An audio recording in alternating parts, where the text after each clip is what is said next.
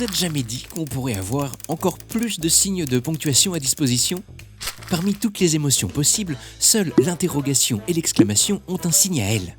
C'est certainement grâce ou à cause de cette absence que les émoticônes ont pu si bien s'épanouir. Pourtant, si on avait été un peu plus attentif à certains auteurs, typographes ou poètes, la famille des ponctuations aurait pu être bien plus grande.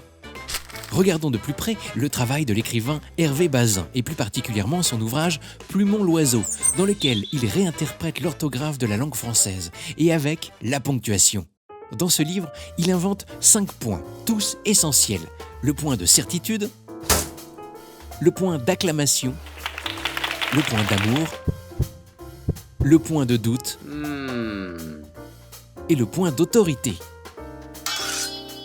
Dans les caractères non conventionnels mais pourtant nécessaires, nous trouvons la virgule exclamative inventée par Villette au 19e, qui permet de créer du mouvement dans la phrase sans la finir. Les Shadocks, qui, entre deux pompes, ont aussi apporté leur ponctuation grâce à leur inventeur, Jacques Rouxel, qui explique dans la grammaire des Shadocks qu'il faut introduire le point d'exécution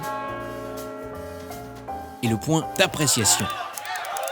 Citons également Julien Blaine, cet artiste contemporain, et son point poésie. Olivier Houdard et Sylvie Prioul, inventeurs du point de dépit mêlé de tristesse en 2006. Ou encore le point exclarogatif, mis en place par Martin Kespecter en 1962. Dans la grande famille de la ponctuation, ceux que nous venons de citer sont un peu comme des cousins éloignés, on ne les voit que pour les grandes occasions. Et dans la série du tonton un peu lourd, on trouve l'explicite point merde de Michel Holl, qui pourrait très bien devenir votre préféré, celui qui viendra ponctuer un certain nombre de vos mails ou de vos textos.